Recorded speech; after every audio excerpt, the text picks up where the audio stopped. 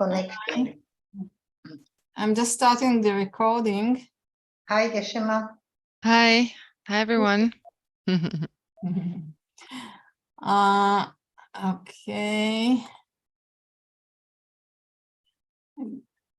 Geshe, before we are starting, Elisheva asked if it's okay that you can answer her question next week because she will not be here today. Okay. So Sure. this is the first question. Okay. Okay. Yes, I'll do it next week. No problem. Okay. All right.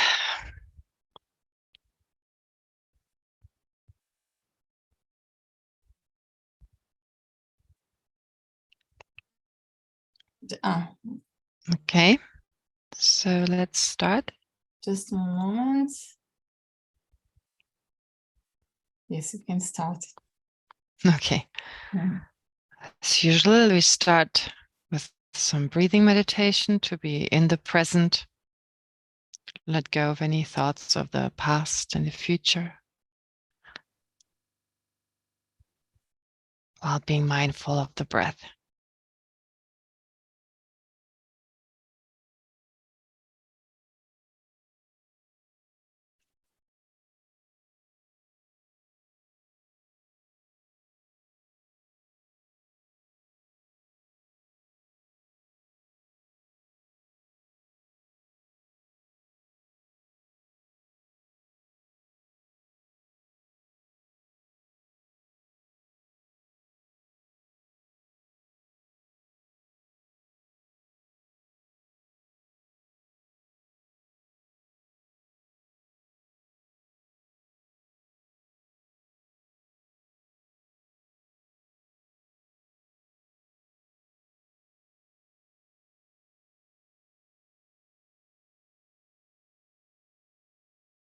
And then to become aware of, to be able to focus on the object of refuge.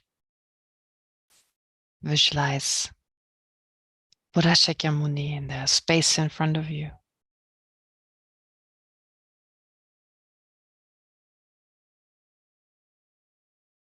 His body made of radiant light,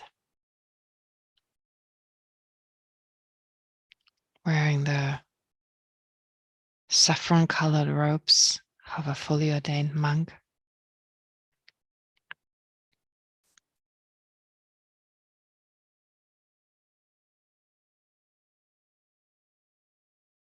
Having all the insights, all the understanding of how to take us to the state of a Buddha, how to guide us.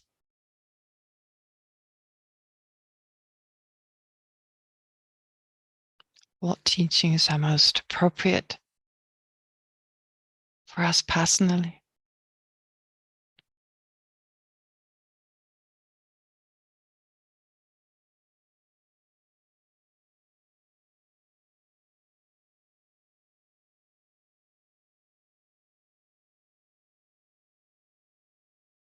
And then to remind us why we're here, why we're studying this text.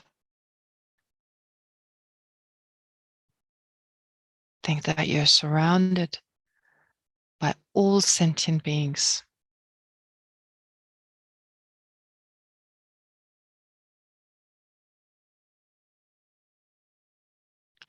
With those you don't like or who don't like you, right in front of you.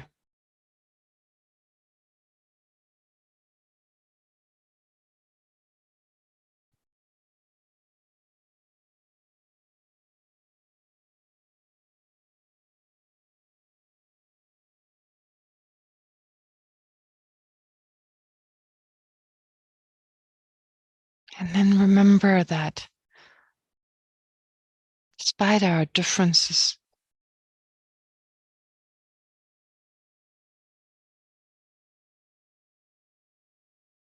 they're completely superficial when compared with what we have in common.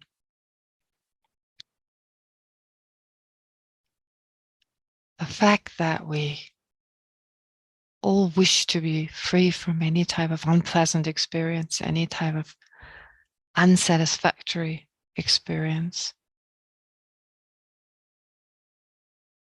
and instead want to be satisfied, peaceful, and happy.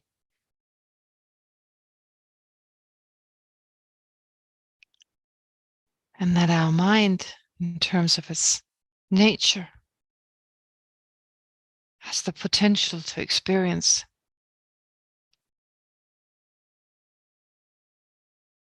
these states of satisfaction and inner peace.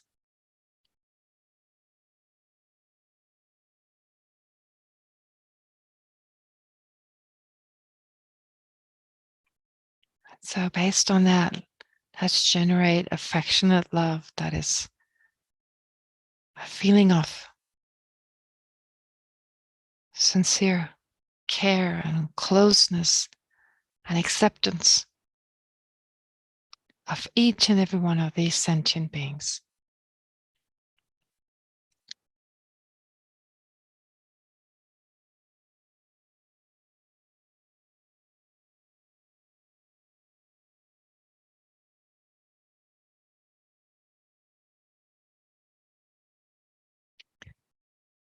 Which then gives rise to great compassion, focusing on all these unwanted experiences sentient beings have, all their flaws and limitations.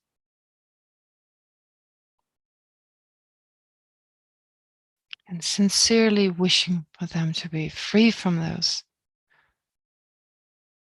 while also wishing to be able to protect them from any unpleasant experience and its causes.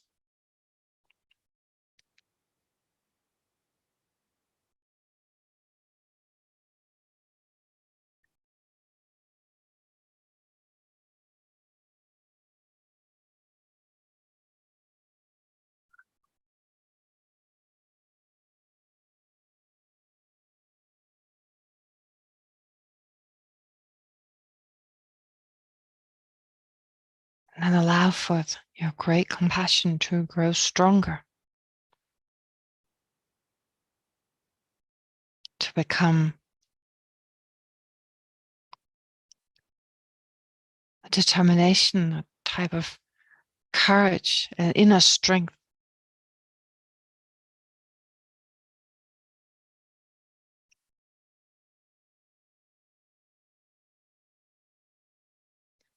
Determined to do whatever is necessary, whatever we can, in order to work towards helping sentient beings to overcome suffering and its causes.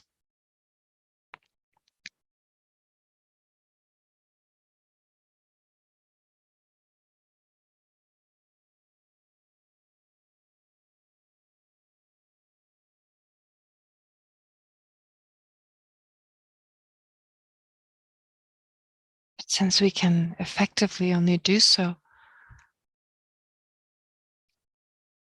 once we become enlightened ourselves, let's generate the sincere aspiration or even determination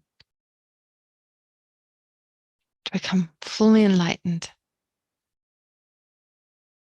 to then be able to most effectively benefit sentient beings to reach that same state.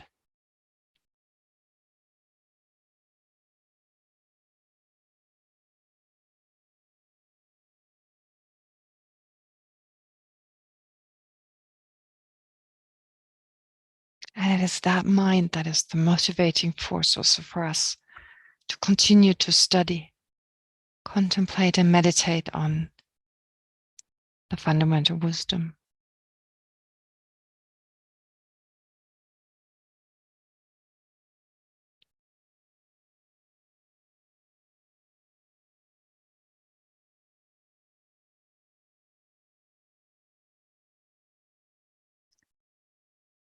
And without letting go of the visualization of the Buddha right in front of us and sentient beings around us in our mind of enlightenment, let's recite the prayers.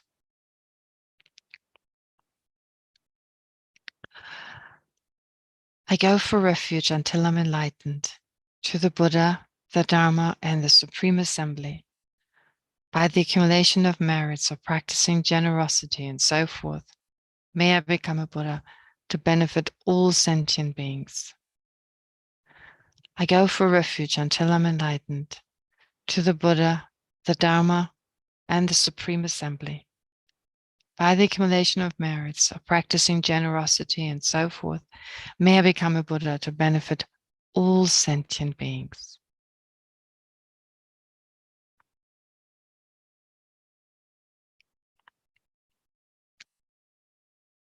Okay. Now, last time I did some review of what we did before. No need to go over that today, which is why I'd like to continue with the Lamrim, just to keep it into perspective what we're studying, how it actually also relates back to the Lamrim.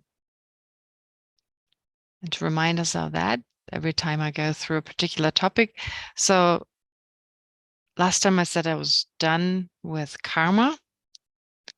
I mean, of course, there's more to say about karma, but what we'll do is we probably, after we've gone through all the topics, go over again.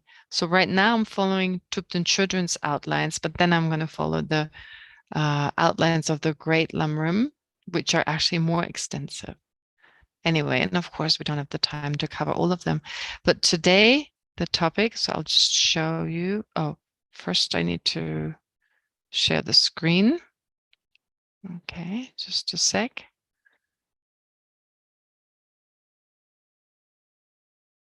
All right. Oops. What just happened? Okay. I can't believe after all these months, I still can't do it properly.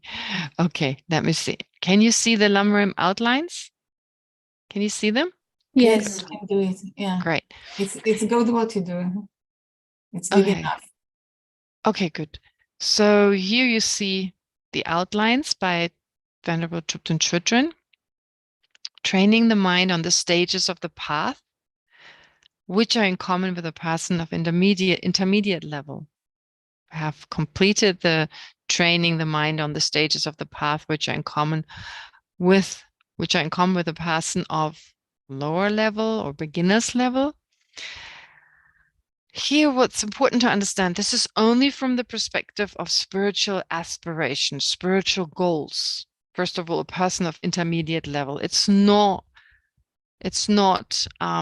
humiliating anyone, saying, oh, they're inferior or anything of that sort. Since everyone has, of course, first of all, the potential to become fully enlightened.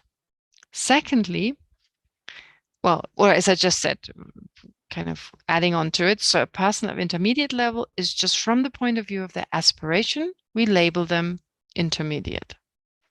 But secondly, we're not saying we're this person. We're not aiming for mainly this intermediate level or maybe that intermediate goal, which is self-liberation, but we're engaging in the practices which are in common with such a person, because without renunciation, without the wish to be free from samsara, we won't be able to generate the sincere wish for other sentient beings to be free from samsara. If we have no idea what are the disadvantages of samsara. So that's the first step. Why is the existence, our present existence that we're quite attached to, why is it important to overcome it? Well, first we need to understand its shortcomings, its limitations. And once we do so, a very natural reaction will be to just want to be free from it. I want to be free from these limitations, from this limited existence that doesn't provide me with the happiness I actually wish for. So with a good understanding of that and the resulting wish to overcome this, we're then ready to focus on other sentient beings and wish for them exactly the same. So we're not focusing merely on our own liberation from samsara. So we don't focus on self-liberation, but once we generated the wish to be free from samsara, we focus then on other sentient beings and wish the same for them. So to wish the same for them, which is just another way of saying, well, I wish them to be free from all sufferings, and taking it further, I wish for myself being able to lead them to that state by way of first becoming enlightened. So in order to generate all these minds, we must go through this state. We need to understand samsara. Now, you heard this before, of course. It's not new. It's not the first time you listen to this, but we can't hear it enough. We can't hear it enough because there's an intellectual listening to this and listening to it from the depth of our heart, from deep within, so that it shakes us, it moves us. So once again, reminding us that all the stuff we're so attached to is very, very limited, and it never provides us with the happiness we're actually aiming for. Now, let's go through these aspects here. It's except these, 6 causes in the Lamrim Chenmo, they're mentioned later on, which I'd like to also do. I'd like to start with these 3, first of all. You're familiar with them. And the first one is not even, it doesn't require much explanation. We all know we have suffering and pain. At times there's mental suffering. Times we feel depressed and maybe hopeless. We mourn the death of a loved one. We're worried about the future, about our family and friends. We experience disease, sickness, the fear of death, and so forth. So all that, no need to discuss them in great detail, although we should be aware of them, that our situation is such that suffering could arise at any time. But more important than that is the unsatisfactory experience of change, as well as the compounded, pervading, unsatisfactory experience. Yeah. The compounded, pervading, unsatisfactory experience. The second one, understanding.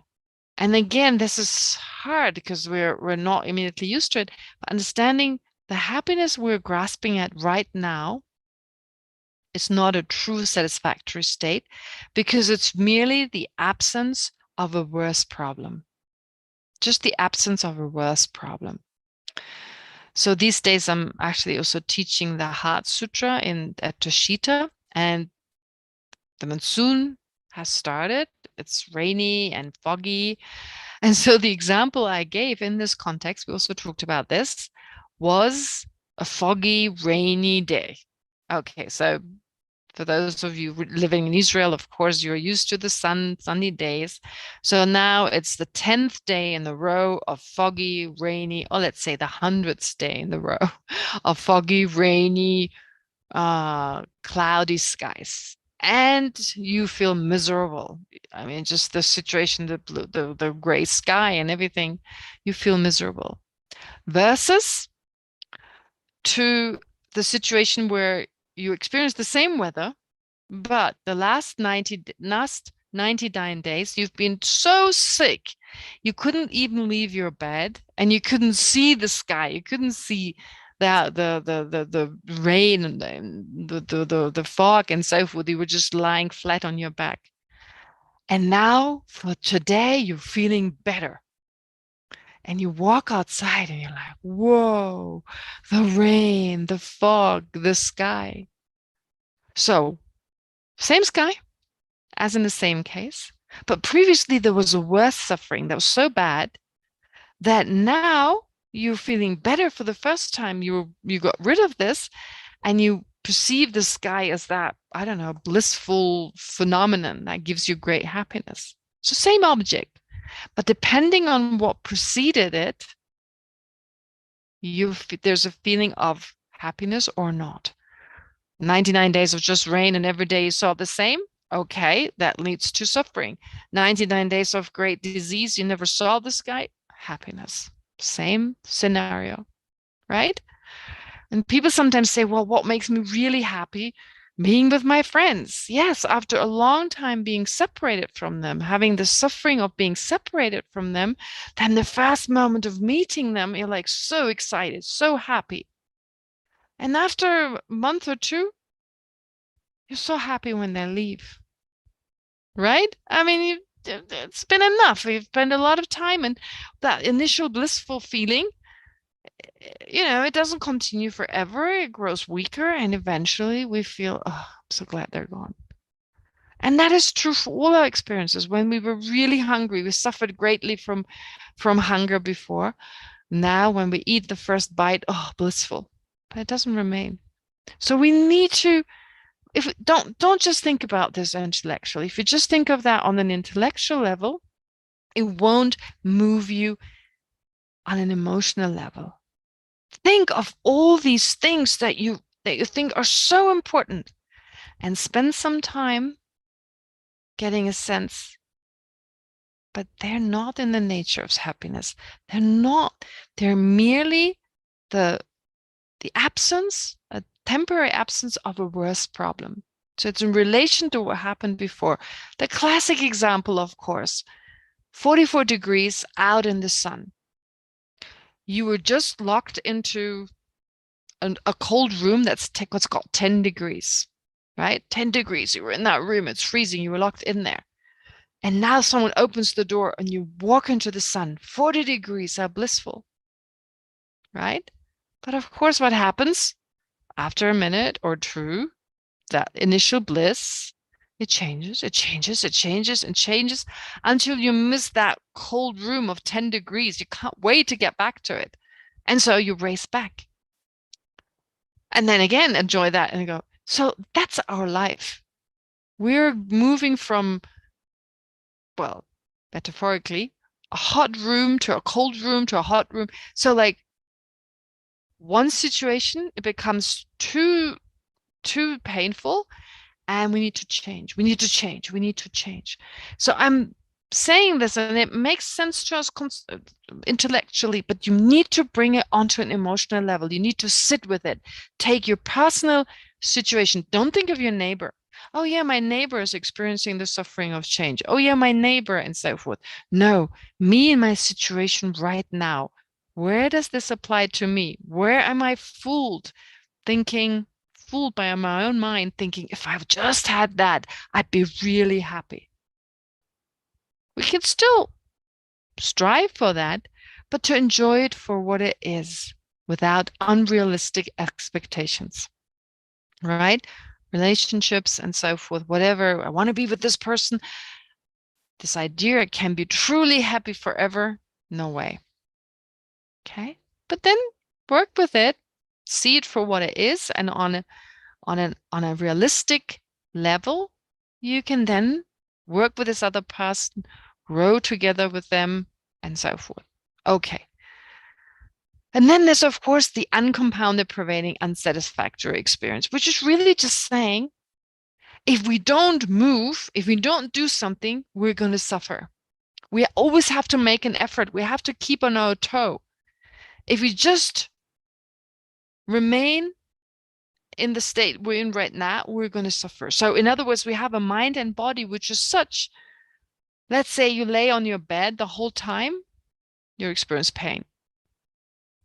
You don't move, you experience pain. You get bored, you get hungry. So if we don't do something, if we don't make an effort and act in a certain way, are constantly changing the situation, we'll suffer, right? Just sitting where you're sitting right now. If you don't move every now and then, you're going to experience pain.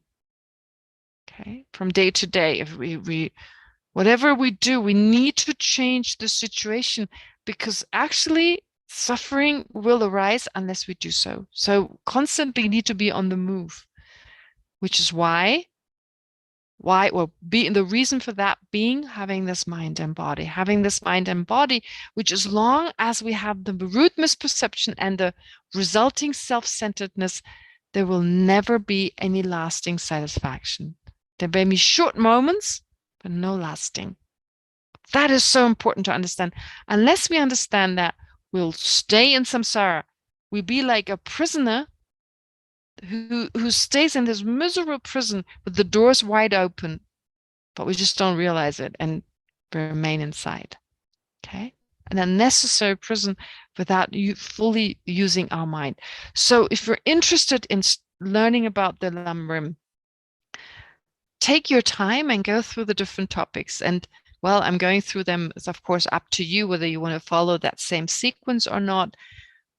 But here's some food for thought. Here's some food for actually internalizing that and allowing yourself to be moved by that fact. And as a consequence, make the necessary changes, even if just in the form of less expectation, less attachment. Okay, now, having done that part of the preparation, really, I want to answer some questions that have been sent. Okay, there's 3 of them, but the first question I was asked to answer next time, so I'll do that. And so the second question is by Jimmy, it's from Jimmy. It's on causes and conditions. Now, as you remember, last time, as part of the second verse, as part of the study, of course, of the fundamental wisdom, in terms of analyzing how phenomena exist. So just to put it into context, we study the fundamental wisdom because, can you all hear me well? Can you hear me well? Okay. We study the fundamental wisdom. Why? Because it is really a guided meditation.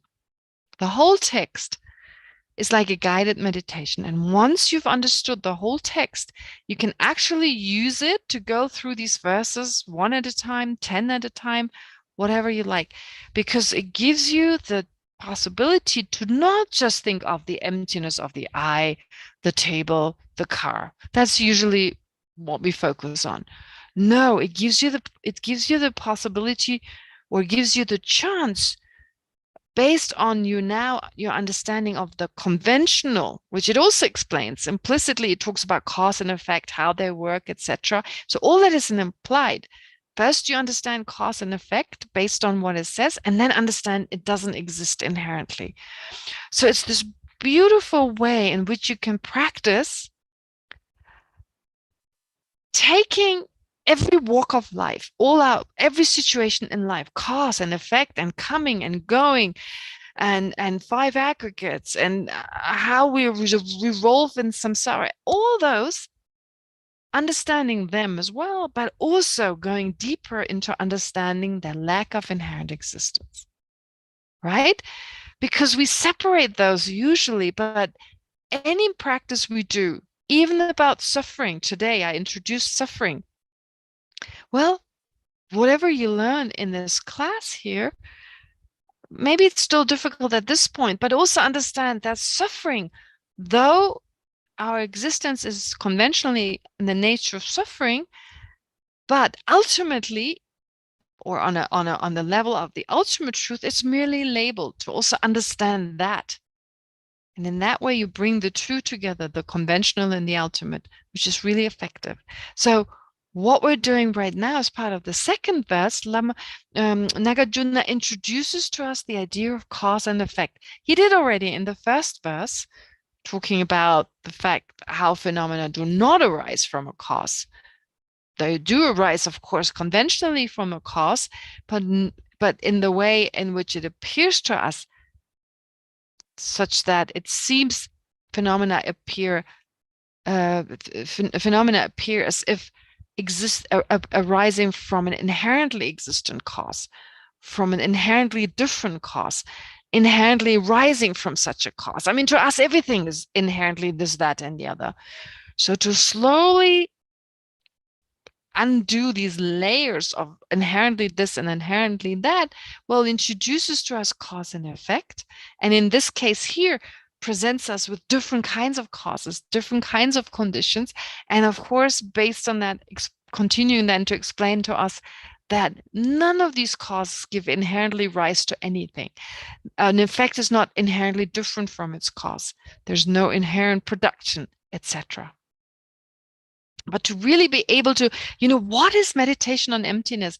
Meditation, a huge part of the meditation on the emptiness is taking apart the object into into its parts, taking them apart, taking anything apart into its constituents, which, as we know, everything has parts. Everything is dependent on its parts, and these parts could be temporal parts, spatial parts, characteristics, attributes, features.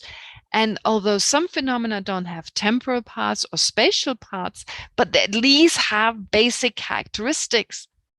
They have aspects that are not themselves, but that are part of them.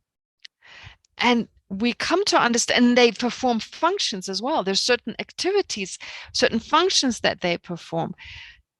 And so they're merely labeled on all these aspects. So to really understand they're merely labeled on their basis of designation or on their parts, we need to know these parts. Otherwise, it's like something I have no idea what it is, some phenomenon I don't know, that I have no idea. Someone gives you an explanation of an object that I never heard of. How are you going to understand the emptiness of it? If you don't know what a cause is, how do I understand what it's made of, what its function is, what it does, and so forth, based on which I can then understand it's merely labeled. So that process of taking things apart is really helpful. Now, this is what we're studying right now. So now I'll address Jimmy's question. Last time we read a verse that describes the fact that there are at least 4 conditions. And as part of these 4 conditions, I also mentioned 6 causes. But what I also said is that these causes, as they're presented in the fundamental wisdom, they're based on Vasubandhu's explanation in his Abhidharma, which is not necessarily accepted by the higher schools. And so in response to this, Jimmy writes, I have come across 24 causes and conditions mentioned in the Theravada Abhidharma. They include simultaneously acting conditions as well. Why would they assert these? Couldn't we make a distinction between causes which must be non-simultaneous and conditions which can be either simultaneous or non-simultaneous?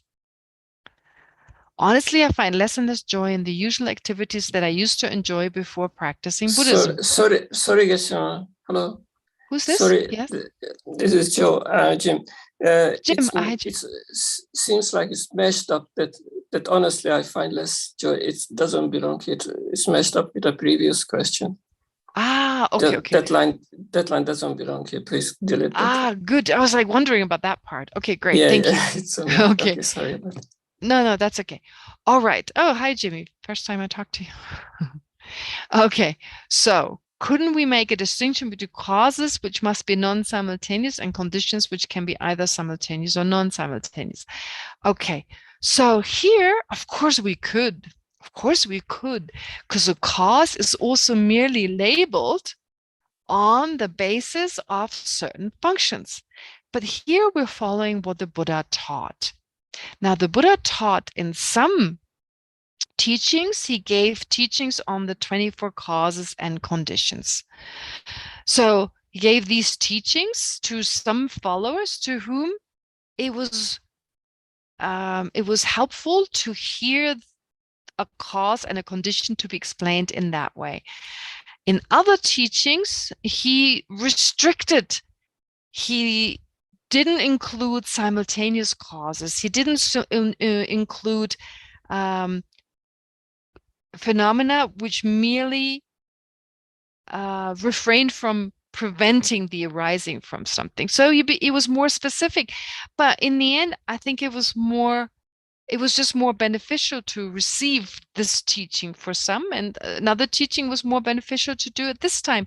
And since the Prasangika teachings, the cause was defined slightly differently, more restricted, well, that's how we're taking it on. But I don't think it would make a huge difference if the word causes were to include also those phenomena which merely refrained from preventing the arising of something, or even simultaneous phenomena. But the thing is, we're trying to understand that process of something producing something else, and therefore causes being described from that perspective. So at the time of the cause, the result doesn't exist. At the time of the result, the cause doesn't exist. So that category of phenomena we try to understand, and that is now labeled cause. If you want to, like, as I said, if you include more for some disciples, that's helpful, and that's how the Buddha will teach it. Okay. So, but here we're taking the Prasangika school. The main point is really the understanding their prescription of emptiness is most important. Whereas, you know, if you explain causes in a slightly different way, it doesn't make such a huge difference. But as I said, we're mainly interested in this part of causes which actively produce something and which are impermanent and don't exist. Therefore, at the well, because they produce something, don't exist at the same time. All right. So I'm also curious about Vasubandhu's assertion, because it is good to first get that sense of causing additions the Buddha taught also to the well, in the context of the Abhidharma system. That's also very helpful. It prepares our mind for this type of thinking. And again, I don't think it would make such a huge difference if we were to distinguish between those producing causes and non-producing causes. We would just apply the vocabulary differently. Okay, but in this case, this is how the Buddha shows the explanation in some teachings, restricting causes to this. So how about oxygen and fire? Is that a simultaneous cause or not? Well, strictly speaking, from the point of view, for instance, the higher schools, oxygen must precede fire. There's oxygen first, and then there is fire. Of course, at the time of fire, there's also oxygen, but that oxygen that exists at the time of the fire is not the cause of it. Now, this requires a kind of a dividing the moments of fire, dividing them up. So the first moment of fire, the second moment of fire, the third moment of fire. I mentioned the same. I talked about the same in relation to smoke. First moment of fire, first moment of smoke, second moment of fire, second moment of smoke. Whether you use oxygen or fire and smoke here. So let's take oxygen and fire. The first moment of fire was preceded by oxygen, a moment of oxygen, right? So a moment of oxygen, the moment of oxygen that preceded the first moment of fire, let's call it the first moment of oxygen in relation to the fire. Of course, there was oxygen before that, but just in relation to the fire. So that moment before the fire, we call that the first moment of oxygen. And a moment later, you have the first moment of fire. Then during the first moment of fire, the second moment of oxygen exists simultaneous with the first moment of fire, but it's not the cause of the first moment of fire, it's the cause of the third moment of fire. Does that make sense? Yeah. And the same applies to fire and smoke. First moment of fire is the cause of the first moment of smoke, but the first moment of fire and the first moment of smoke don't exist at the same time. The second moment of fire and the first moment of smoke, they exist at the same time, right? So it seems fire and smoke exist at the same time, but the fire and smoke that exist at the same time are not cause and effect.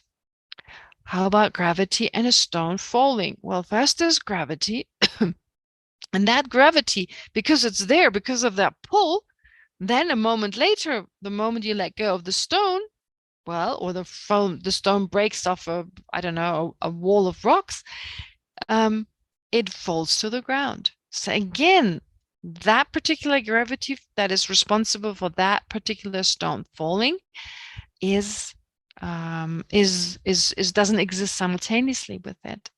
The tripod is more difficult. Even without talking about three, let's just take two sticks kind of leaning against each other and one supporting the other. With three, it just makes it more complicated. The more sticks you add, tripod, or if you've got 4 legs kind of supporting each other. But if you start off with just 2, two sticks supporting each other. They're serving as each other's cause and effect, in that one moment gives rise, is the cause of the next moment. And so each moment, so let's say they're put together. So the first moment of the stick, of the right stick, is the cause of the first moment of the left stick. But they don't exist at the same time. So it would again be, because one you put there, even if you feel like you put them there simultaneously, but one will automatically support one, and then it goes back and forth. So that would be, I'd guess, the Buddhist response to that they just support each other, like alternating between very quickly back and forth. And that which supports the other, serves as the cause of the other, is never the one that exists at the same time. It allows the other one to stay. And then, right? It'd be interesting to know from a point of view of physics, like the forces, like these forces, are they really alternating, or what is happening, whether there's some explanation from a physics point of view. But from a Buddhist point of view, and of course, if that's disproven, we have to let go of that to say they're not cause and effect, for instance. But anyway, that's my view right now, and I'm open to any kind of debate on that. Then the non-preventing conditions, the non-preventing causes or non-preventing condition. Here, the ones that are mentioned here, there were no bars on the window, therefore the chief got in. Well, first of all, no bars. No bars is just a negation, that's permanent. But if you were to say the barless window, which is the window itself, that just happens not to have bars, that is the cause of the thief. First you have the barless window, and then that, because the thief got in through it, I would say it's its cause. The motorbike rider didn't wear a helmet. So just the negation of no helmet is a permanent phenomenon, but the helmetless head of the motorbike rider is the cause of this death. So first he wasn't wearing, cause of his head getting smashed. I mean, anyway, so that previously that the head that was exposed, that was helmetless, that is the cause of then later on being able, to be being smashed on the ground and so forth. I mean, the men, depending on what the head, whatever was, what was the, whether it was the ground or another car, whatever. And the third example, my father wasn't killed when he was young. Again, just not being killed is just a negation, that's permanent. The state of not being killed doesn't change moment by moment. It's just this absence of being killed. But this non-dead father, or not having been killed father, of course, is the cause of you being born. Therefore, these are all proper causes. They have to precede their results for a moment. So the father who's your cause is not the father who exists together with you. The father that is the cause of your birth preceded you for some time in order for you to then be conceived. Therefore, that's the father who's the cause, the one that precedes you. And since he was alive at that time, it's the alive dad, or the non-dead father. So what I was talking about was something slightly different. For instance, my existence is not your cause. My existence is not your cause, but I'm not preventing, I never prevented your existence. So you were conceived, you were born, and wherever I was at that time, I didn't prevent. So I would be your cause, therefore. I didn't prevent your existence, not that I'm aware of. So let's assume I didn't. And therefore, I am, from that perspective, from that Abhidharma way of describing it, I'm a non-preventing cause, but I'm not actually a cause. Or, I don't know, a flower on one side of the road, and a barley seed on the other side of the road. So that flower is the cause of the barley sprout, because it doesn't prevent the barley seed from growing into the barley sprout. That is this more extensive version of causes. But of course, it introduces us to the idea that a cause is something that shouldn't prevent the production, shouldn't prevent the arising of something, but more so it actually assists that. So we are introduced through this Abhidharma description of a cause. Okay, prevention versus active production. So it's still helpful. It's still helpful to delineate a cause in such a way that its explanation benefits us in our understanding of what the Buddha intended to say. Okay. Yes. So I hope I answered all these questions. And you're welcome to think about them, and then, of course, to maybe get back to me. Right? Keep the arguments coming in the form of a debate. Okay, those are Jim's question. And then Tao Seti asked a question. The 4 reasons of the diamond slivers reasoning are all non-affirming negatives, because by negating the different extreme ways of arising without indicating or applying any phenomenon, their perception does not reinforce the wrong view of reification. So I checked it again in Lama Tsongkhapa's commentary, and he mentions that both Bhava Viveka and Chandrakirti say that all these 4 are non-affirming negations. But he says, I can't see that. 3 reasons are negative. Okay, 3 are okay. The first 3 are okay. But the 4th is a negation of a negation, not without a cause, not and without. So 2 negatives, negative and negative, leads to positive. But that is a little bit, that's not necessarily the case, because here, first of all, not without a cause.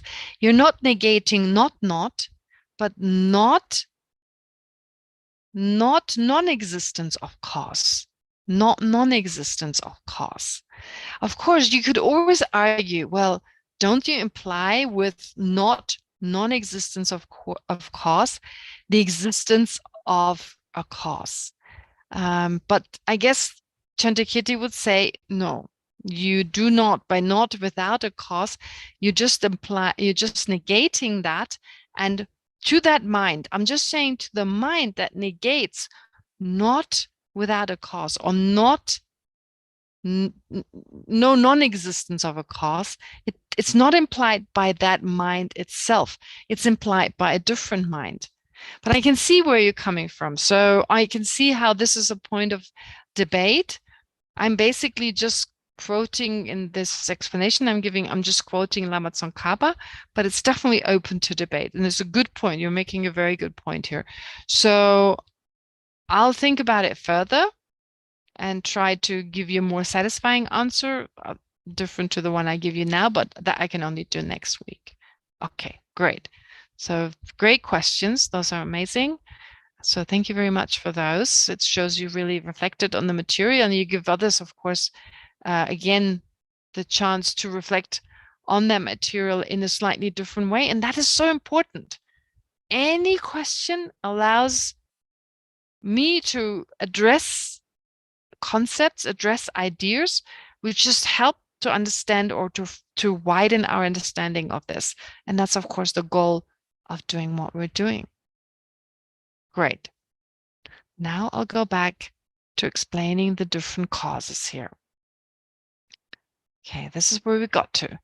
So it won't take that long. Of course, I hope I won't finish the material too early today, because of course, yeah, I've got a limited amount, and since I'm quite busy these days with this other course, I wasn't able to prepare even more, but for next time, there's enough time to prepare more. Okay, so now I'm having a hard time with all the seeing everyone here.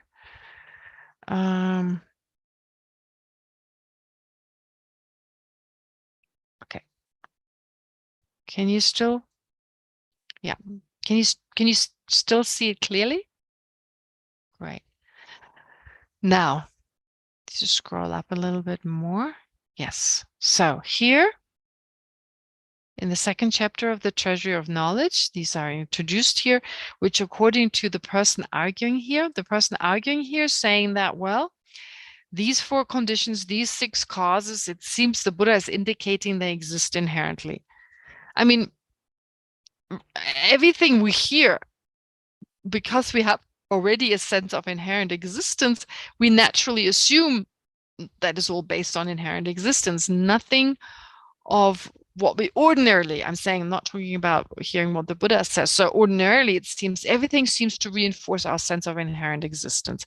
But also the teachings the Buddha gave when he didn't deny inherent existence seem to imply exactly that. So no surprise to the non-Prasangika philosophers, it seemed, yeah, the Buddha is implying these are all inherently existent. So first we need to briefly go through them. And as I said, it's all part of it, understanding causes and conditions better, because they, of course, the Buddha actually explained them from a conventional level. Understanding those better, it's easier for us to understand how there's no essential, well, cause, essential condition, but that they're merely labeled. But we have to first understand based on what they're labeled.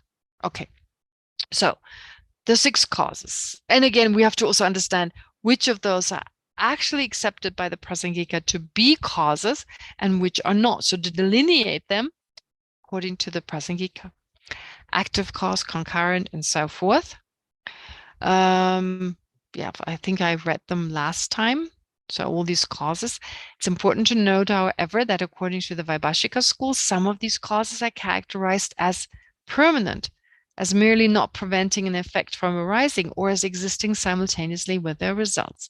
Therefore, are not considered to be actual causes by the other Buddhist schools, so by the Sautrantika, Chittamatra, and so forth, which maintain that they must be impermanent and so forth. Let me first read this. Oh, I did read the quote. Didn't I read the quote last time? Okay, I did. Okay, which maintain that a cause must be impermanent, that it must have the potential to actively produce its result. So this is how we use the term here now. It could be used in different ways. Again, it's just labeled. The terms themselves don't have an inherent meaning, right?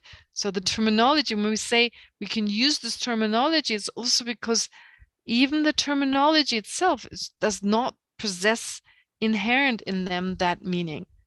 But I guess the Buddha felt for those following the other schools, it was beneficial to explain a cause to them in that way, which are reflected in the different teachings he gave. Okay. So therefore, the higher schools say must be impermanent. Of course, a cause must change in the process of giving rise to the result. It must actively give rise to the result. And when it gives rise to the result doesn't exist yet. This is also more difficult in light of lack of inherent existence. And we'll go through this, but just give you a taste of that. When we say at the time of a cause, at the time of a seed, the seed produces the sprout. We are merely labeling that the seed produces the sprout. If that wasn't merely labeled, and there were an inherent production, an inherent seed, and an inherent sprout, we couldn't say that at the time of the seed produces the sprout without the sprout existing at that time. How can you produce something at a time when that thing isn't there yet? When that thing doesn't exist? That is only possible if phenomena are designated, which as we continue to study these verses, it becomes clear that actually to say, I produce a sprout, but there's no sprout, you could argue, isn't that like saying, I produce a flying cow? I produce a flying cow. There are no flying cows. So, but I produce a flying cow. Well, similarly, at the time of the seed, I produce a sprout. Can't be possible because at the time of the seed, there is no sprout. So how can I say I'm building a house when at the time of that time, at the time of building it, there is no house? So I'm building a non-house. You get into all these arguments, into all these debates. If things existed inherently, that would be a problem. But why and so forth, we'll see when we continue to study the verses. What time? Okay. However, goes on to say, despite the difference between the Vaibhashika school and the other Buddhist schools regarding the meaning of a cause, it is beneficial to understand the 6 causes in order to develop a deeper insight into causality from the perspective of the higher tenet schools. Because by denying, by negating some of these aspects that the Vaibhashika school asserts, we're delineating what does actually mean. We get a better understanding of what a cause is. An active cause refers to any impermanent or permanent phenomenon other than the result itself. Okay, that makes sense. Any impermanent or permanent phenomenon. So we're not talking about a cause with respect to its result. Oh, no, it gives rise. Here it said any active cause or any impermanent or permanent phenomena other than its result that does not impede the arising of that result. That is described to be a cause. So there's either a potent or a non-potent. So really a potent active cause, active. I'm not saying actively producing something, but still being active, doing something. The very least is not preventing something else, although it's difficult how something permanent does something, but still that's the name that is given. But of course, in the Vaibhashika system, they explain things slightly differently. So potent active causes are causes that actively generate or produce their results. An example is a barley seed that produces a barley sprout, totally accepted by the other schools, all the way up to the Prasangika. Yes, actively producing something. But non-potent causes are permanent or impermanent. Permanent, that's the problem.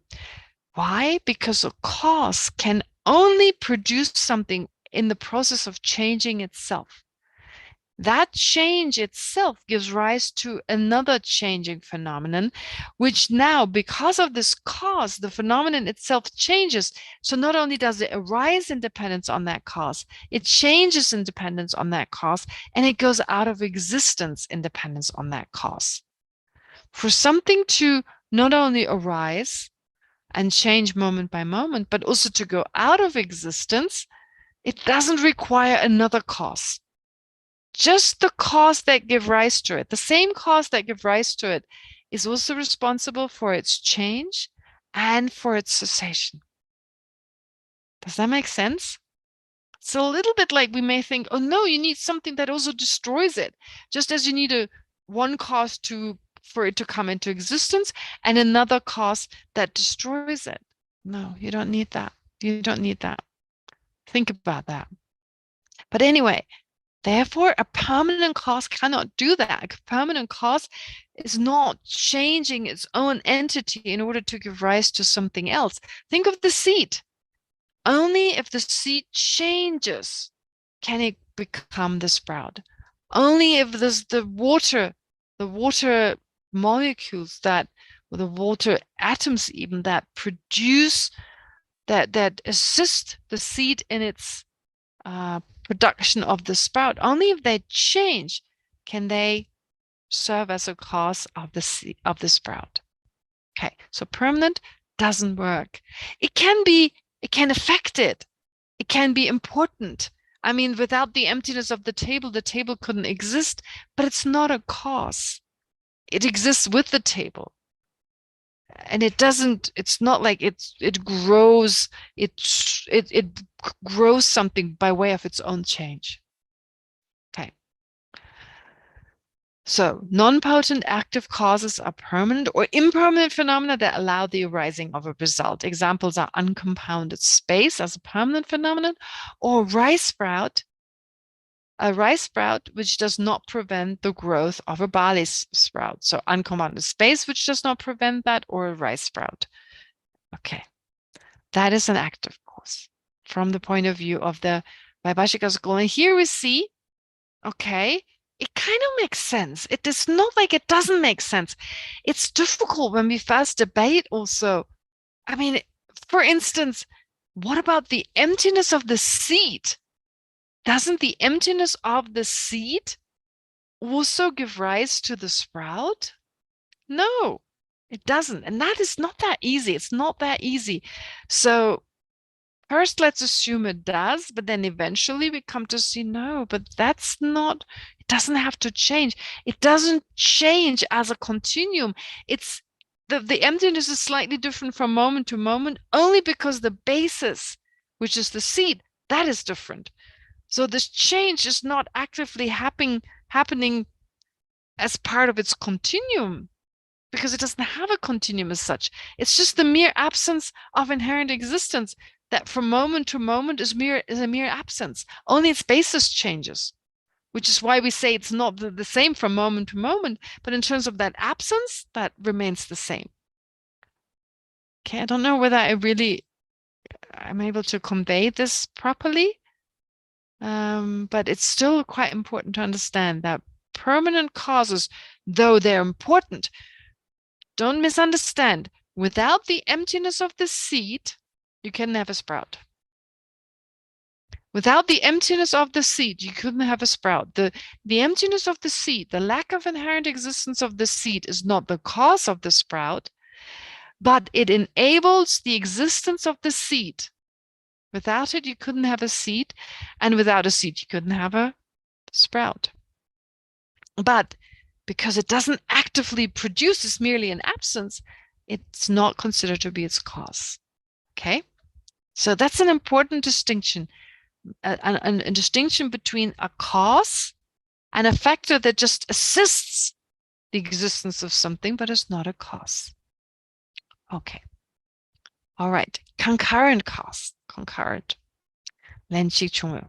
Yeah. So you've got the Sanskrit, you got the Tibetan. I've become a little better with like adding Tibetan and Sanskrit. I actually try to be more consistent with that now. I still have to add it based on Jim's whole list. I just haven't had the time yet. But on Jim's list, I will add it to the material, the original material, so that eventually you get a more complete handout which contains all these terms as well. But from now on, I'm making an extra effort to look them up. So concurrent causes, they exist simultaneously with their result. They refer to at least two phenomena that are considered to serve as each other's cause and effect, since one cannot exist without the other, and therefore one is necessary for the other's existence. Examples are, and this is by Bashika, for instance, the four elements that are part of a table. Don't misunderstand the four elements. The four elements is not saying literally earth or literally water, like it's kind of dripping water, or fire that is like a hot object, and wind as in like it's got like wind moving through its parts. No, those of course are just the elements, which is like the element of solidity, the characteristic of solidity, the characteristic of water. Enables that keeps everything together. There's a certain flexibility, a certain pliancy, so that the table is not brittle in such a way that it falls apart. Fire also, it leads to maturity, but it's also a certain temperature that you need that keeps the table together. If it was too cold, it would just break apart again. And wind it's the space in between. It allows for movement even within the table. So they're really just characteristics more than they're what is usually meant with earth and so forth, which you probably know, but I just want to stress that again. So they all make up a table, but they're not each other's cause, right? They're not each other's cause. They are important. They're important there. They all exist together to form the table, but they're not each other's causes. But they may seem, we have a sense they are each other causes, but just in general, those who exist, they may affect the next moment. The first moment of the earth element affects the second moment of the water element. But here we're talking about them existing simultaneously. So why do we have a sense that makes sense? Because we're not aware of these subtle moments where a previous moment gives rise to immediately the next moment. It seems to us they exist simultaneously. It's just with smoke and fire, right? Smoke and fire, we hear we see smoke, we see a fire. And if someone were to ask, do they exist simultaneously? We would answer yes, because these moments when there's one but not the other, they're too short for us to notice. So that's, again, don't rely on appearances. Don't rely on appearances. So it may seem as if certain phenomena, such as the oxygen in the fire, the example Jim gave. So it may seem that the oxygen exists at the same time as the fire, but that which is the cause of the fire, that which is the cause of the first moment of fire, is not the cause of the fire. So that allows us to divide phenomena into different sub moments and understand that whole continuum. Of course, we need to be, in order to be precise about what causes the fire, for instance, we need to separate the fire into moments. And that's true also for our own mind, for instance. What causes our mind? Well, there's moments in time. There are moments in time. Each moment gives rise to this present. So a previous moment of mind, for instance, gives rise to the present moment of mind, gives rise to the next moment. Other factors influence our mind. So to not see it as a coarse kind of entity that is affected by one solid cause. No, within each moment, the cause is giving rise to it. And again, this way of looking at a phenomenon closer, as a close up, to not just see it from afar, but looking closer, that's all part of understanding emptiness. Emptiness, I mean, not the opposite of emptiness, the opposite of understanding emptiness, the opposite of reflecting on emptiness is just never to really question anything, to just look at it from the point of view of appearances. There seem to be solid objects, sub-moments, no, don't appear to us. So that is our problem. We are just satisfied with the appearances. And of course, based on those appearances, we can say they're conventional and conventional truth, or that they exist conventionally, but no, conventional truth, I should say. Based on those appearances, we can say they're conventional truth, but we need to also understand the ultimate, and the first step towards understanding the ultimate is looking closer at our appearances, looking closer at a moment in time, which can be again divided, and a cause and its effect, again, sub-moments affecting the next moment, the next moment. And so it's helpful when we hear concurrent causes. So for instance, let's take my body and all its parts. It seems that all its parts, well, according to Vasubandhu says that they are concurrent causes. They're each other's concurrent causes. My arm, my leg, and so forth, because we know that our legs and arms can affect each other. But the problem here is that it seems they all do so while they exist simultaneously, whereas in actuality, a former moment affects a later moment, and a former moment of this affects a later moment of that. Okay, so think of it like a conversation between two people. You say something that changes the thoughts of the person you're talking to. The person you're talking to reacts and again affects you, right?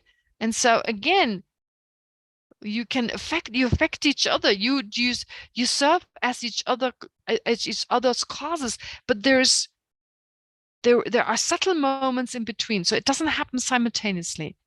Am I making sense? Does that make sense? I only see a few people and they don't shake their heads. So yes, it does make sense. Does it make sense? Thank you. Okay, Yeah, great. yes. Okay, good. So I'll continue. All right. Then you have the homogeneous causes. The homogeneous causes, they refer to a cause that produces a result of the same type as itself. How long do we usually meditate? 15 minutes, right? It's about 15 minutes, isn't it? Yeah. Okay, so homogeneous cause. Again, you have the Sanskrit, you have the Tibetan. It refers to a cause that produces a result of the same type as itself. The same type means that contaminated virtues are the same type as other contaminated virtues. Uncontaminated states are the same type as other uncontaminated states. Afflicted states are the same type as other afflicted states, and so on. So those are accepted. Those are accepted. This also stresses the fact that there must be some correlation between a cause and an effect. Do they always have to be the same type in that a contaminated result has to always have a contaminated cause? Not necessarily. No, that's not necessary. But here it's taking specific similar types and saying you have this if in terms of just being homogeneous causes. So it's not saying that something else cannot be a non-homogeneous cause of something else, but it also points in the direction that there must be similarities. There must be something that they have in common, because otherwise a rice seed could give rise to a pear tree, for instance. Could be the substantial cause, could transform itself and become a pear tree. That doesn't make sense. Therefore, okay, so the same type means that, therefore this is explained here. So the same type means that contaminated virtues are the same type as other contaminated virtues, uncontaminated states, and so forth. So these are some examples. For example, the first moment of contaminated compassion, that is compassion that is affected by afflictions such as ignorance or compassion, ignorance or attachment, sorry. So we have compassion that can be very much influenced by our attachment. So we have compassion for someone we're attached to, but we have no compassion for the person we're not attached to. So that's initially when we start off, our compassion starts off with being that kind. It's influenced by our misapprehension and our attachment. So that would be a contaminated type. So that type of contaminated compassion is the homogeneous cause of the second moment of contaminated compassion. And the sunflower seed is the homogeneous cause of a sunflower sprout. Yeah, so they're of the same type of being, I don't know, of part of this type, whatever is a sunflower seed in terms of, I don't know, biology. What is it part of? There's a certain type, there's certain similarities they have, and therefore the sunflower seed has the potential to give rise to the sunflower sprout. Concomitant cause. Oh, there's a spelling. There's a typo. There's cause is here twice. I'll delete it for next time. A concomitant cause is a cause that exists simultaneously with its result and refers to a main mind and its associated mental factors. So here it's specifically taking a main mind and its functions. And it seems that they're cause and effect. It seems that the mental factors, no, but they all work together. They all work together. Here it's like similar to the 4 elements or the limbs and so forth. It's possible to have phenomena working together and without being cause and effect. They all are just part and parcel. And here it's specifically focusing on the mind. Does that make sense? Okay. Examples are main mind thinking about a book and the associated feeling, the associated discernment, and so forth. And then there's omnipresent causes. An omnipresent cause is an afflicted cause that produces an afflicted result which belongs to the same level of samsaric existence. Here it stresses something. I don't even know why it's called omnipresent. It's not to be mistaken. Shouldn't be mistaken with omnipresent as omnipresent factors. So it produces an afflicted result which belongs to the same level of samsaric existence as itself. The 3 levels of samsaric existence are the level of the desire realm, the level of the form realm, and the level of the formless realm. So this is also stressing the fact that there are actually different levels of existence. We never give much thought to the other samsaric levels because we're in the desire realm. So we're not familiar with the other levels in which to which belong certain states of mind, which also lead to certain other well, types of minds, other experiences, and they are definitely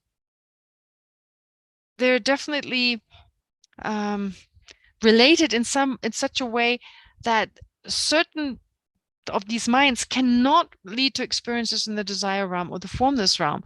So they only operate on that particular level. Does that make sense? So on particular levels, certain causes can give rise to certain results, but there is no effect. That particular cause cannot necessarily affect, and definitely that cannot act as an omnipresent cause of experiences on other levels. So again, it introduces to us also cause and effect from the point of view of these different realms of existence. And lastly, very important, they're ripening causes. A ripening cause is a cause that produces a ripened karmic result, mainly in the form of the contaminated aggregates. So ripening causes are either non-virtuous or contaminated virtues. These are the causes, for instance, which throw us into existence as a human, as an animal, and so forth. Right? Being born an animal, being born a human being, it's either a virtuous or a non-virtuous cause. There's no neutral ripening cause. There's no neutral projecting karma that has the strength to cause a rebirth in samsara. It's quite interesting. Neutral causes, neutral karmic actions, volitional actions can have neutral results, but they cannot throw us in samsara. They must be virtuous or non-virtuous. So ripening causes, one of the classic examples of a ripening cause is a projecting karma that throws us into the existence of a human, an animal, and so forth. So either virtuous or non-virtuous. Contaminated, here it says neutral actions. Contaminated neutral actions lack the power to produce ripened karmic results. And uncontaminated virtues are free from the effect of attachment, without which they're also unable to generate a ripened karmic result, such as a rebirth. And a ripened karmic result, it's not mentioned here because it's not mentioned in the text, but it is also just explained such that once it's ripened, you usually, until it's that ripened result has finished, you can't change it. So in other words, if you're born a human, you're going to be human until the day you die.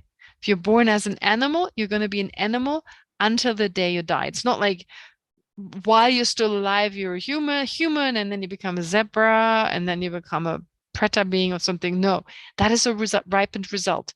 And sometimes the Tibetans also, when there's like a disease that you can't do anything about it, they also describe that as a ripened result. Like they talk about it, like when you go to see a lama, for instance, and say, what can I do about it? And the lama tells you, well, it's a ripened result. It's a result. That disease, there's nothing you can do until the time it's exhausted, the karma is exhausted. So maybe exhausted next week, and maybe it may be exhausted, or it may be over when you die. Difficult, right? You never know, because we never know in the future will there be a cure or not. But if at the end there hasn't been a cure, then it's described as a ripened result, right? It had a ripened cause, virtuous or non-virtuous. It's very powerful. It's a powerful kind of result. Okay, so an example of a ripening cause is the contaminated virtuous karma that causes rebirth in the human realm. Okay, so we're done with these 6 causes. They're not that difficult. I hope I didn't race through them too quickly. How much do I have to go? Yeah, there's still a lot to go. Okay, anyway, I hope it wasn't too fast, but I guess it's the pace that we usually follow when we go through the text. And now it's time to do some meditation. Let's do some meditation on this. Okay. All right. Just a sec. So, wait, I still have to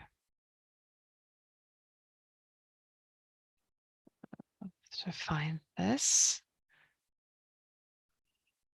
Okay, you can start already with some breathing meditation, just to be, of course, present in the moment.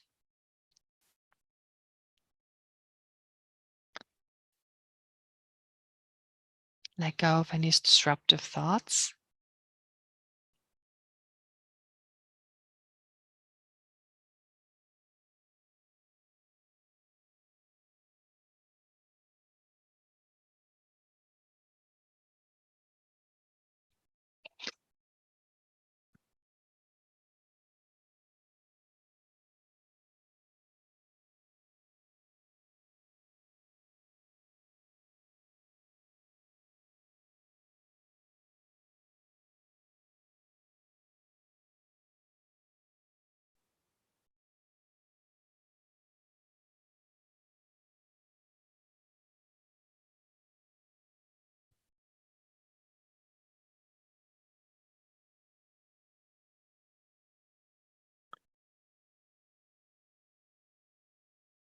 Now, as part of our effort and understanding and realizing emptiness,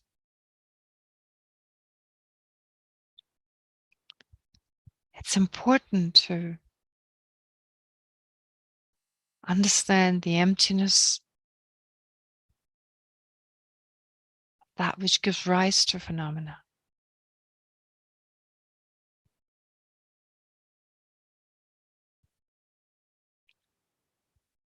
What is the cause?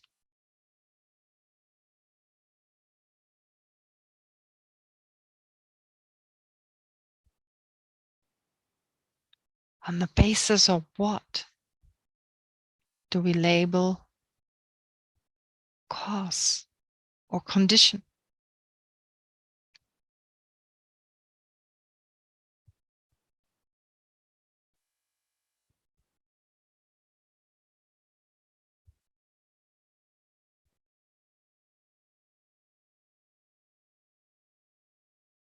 What different types of causes are there?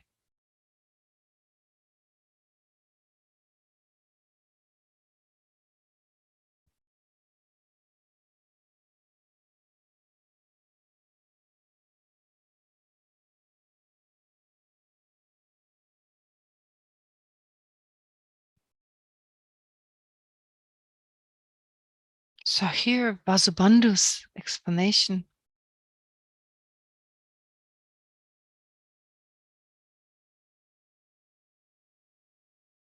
is detailed description of the different causes and conditions can prove helpful in delineating or in understanding the defining characteristics of a cause.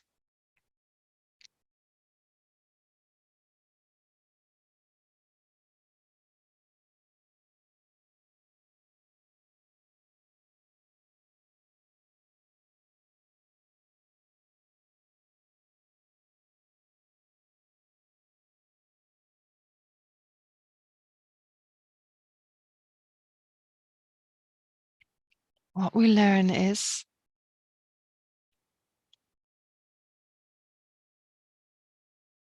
that a cause doesn't just refrain from preventing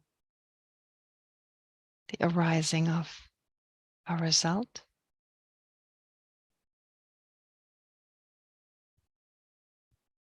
but it's actively responsible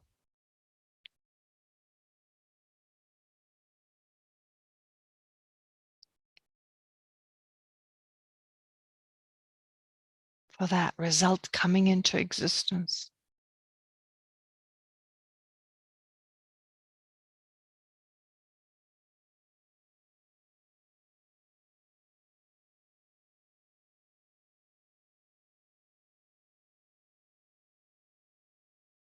By way of preceding it,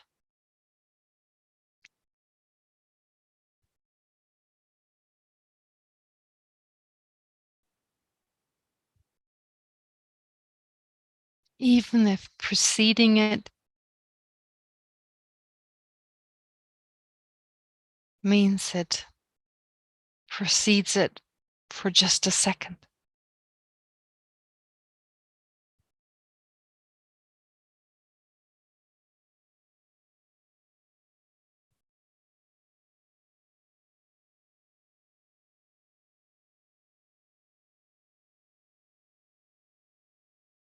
And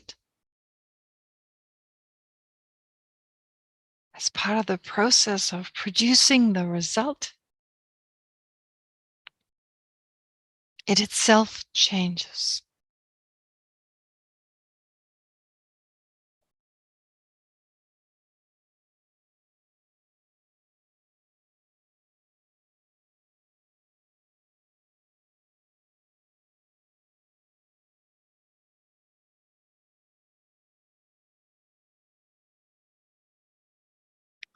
which means that something permanent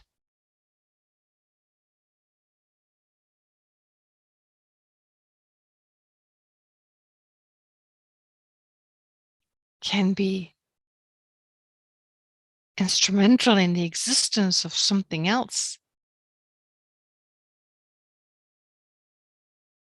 Something that exists a moment later.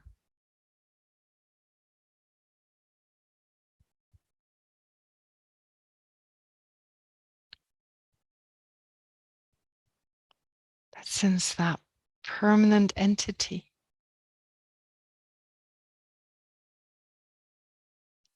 such as the lack of inherent existence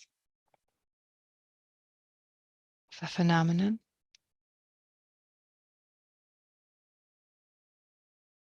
since that doesn't change, it doesn't act as a cause.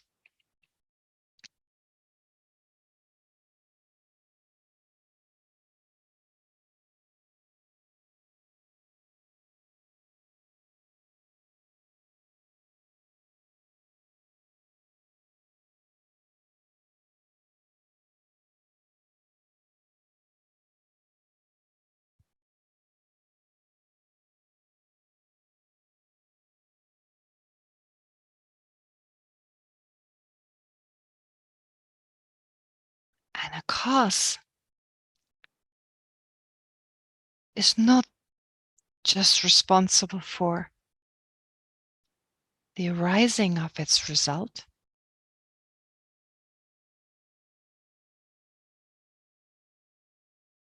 it also causes a momentary change of that result and its cessation.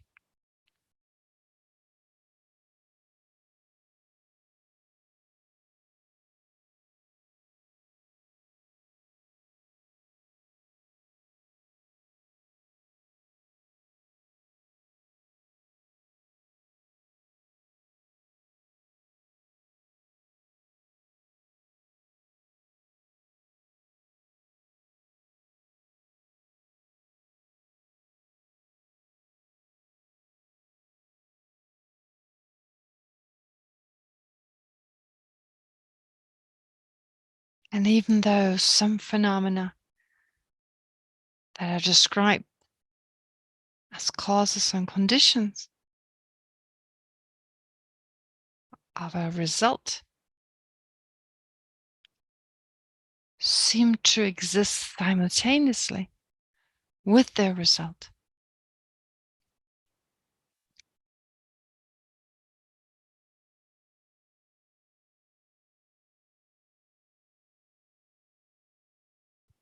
that is just an appearance.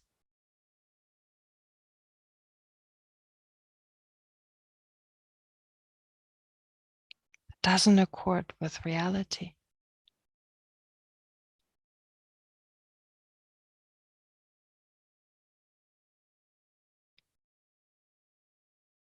Since the moments that separates them are too subtle for us to be aware.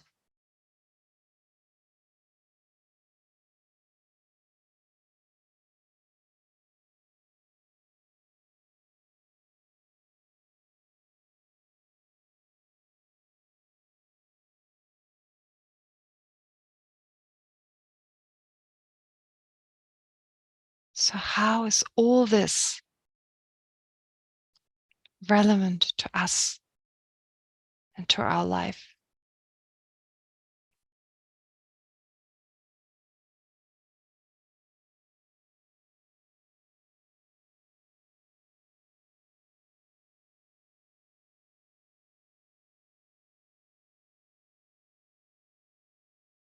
Well, it's essential in understanding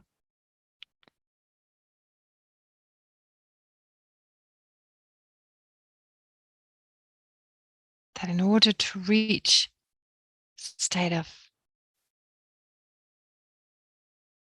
happiness and well-being that we instinctively wish for, we have to create appropriate causes.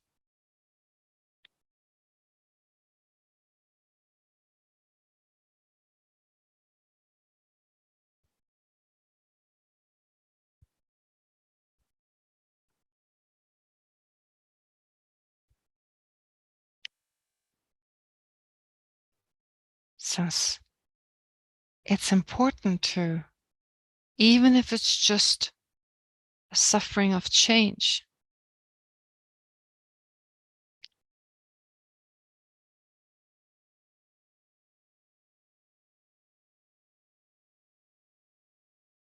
to experience more of those sensations that is contaminated samsaric happiness,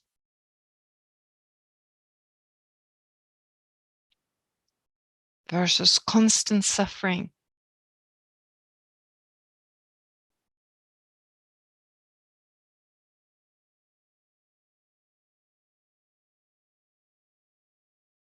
which robs us of our energy to engage in effective Dharma practice.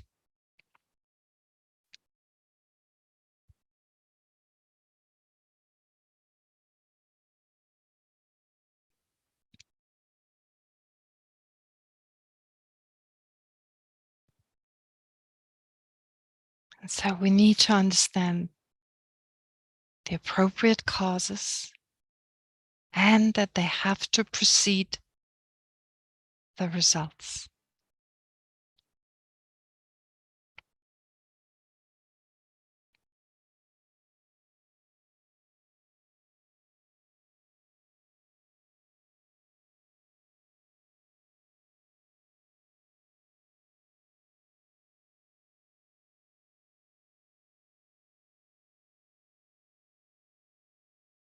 And that the results may actually take, especially positive results, may take much longer to ripen than we would wish them to.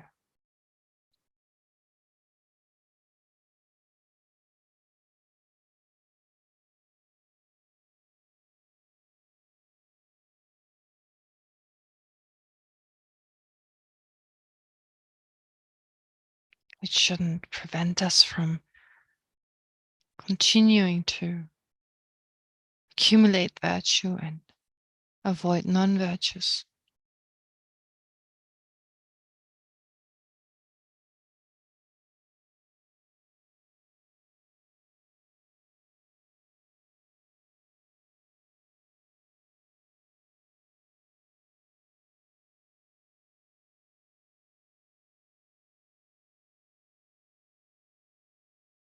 Let's also remember that the causes of our birth,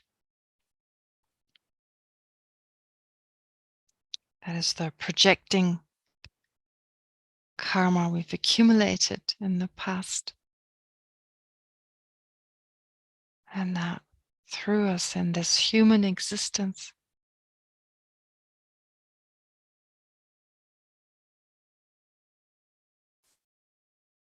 is also the cause of us changing all the time and of our impending death.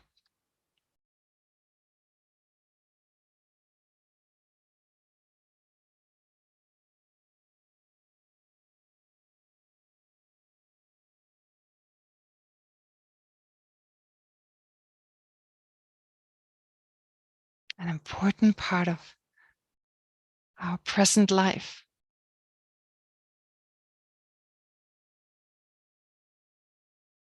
we shouldn't neglect or forget.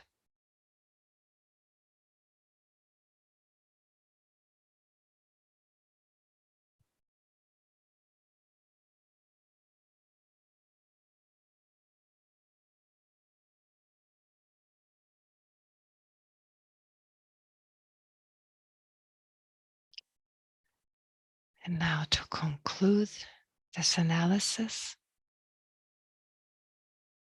any kind of insight you've gained, spend a few moments single-pointedly focusing on them.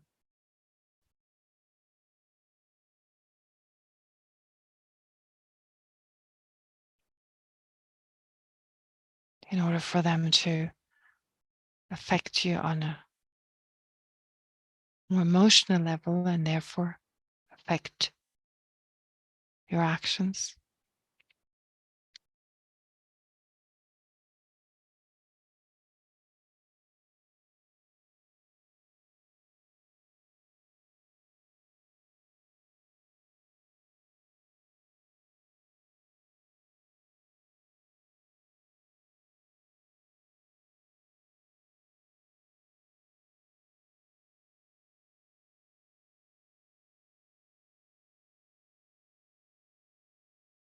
And then let's dedicate whatever virtue we accumulated today, continuing to study, contemplate, and meditate on the different verses of this text. May it, of course, become a cause for us to become fully enlightened, no matter how long it takes, how difficult the path or the way may be towards enlightenment.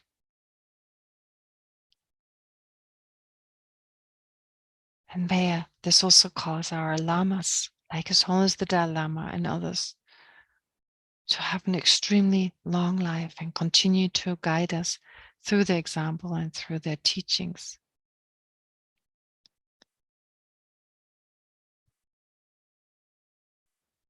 But may our virtue, also our positive potential, also affect the beings around us, the people around us in a positive way. Affect those who are sick, like Geshe and Tali Lubin, to continue on their road to recovery. And help particularly those who in this modern world suffer from loneliness and fear due to our interdependence. May our transformation of the mind help especially those who suffer from fear and loneliness to find some relief.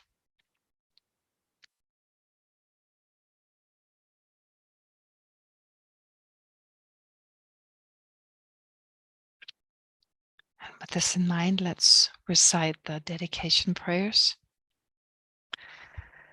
Through the merits of these virtuous actions, may I quickly attain the state of a Guru Buddha and lead all living beings without exception into that enlightened state. In the land encircled by snow mountains, you are the source of all happiness and good. All powerful Chinrezig Tenzin Gyatso, please remain until samsara ends. May the precious Bodhi mind not yet born arise and grow. May that born have no decline, but increase forevermore.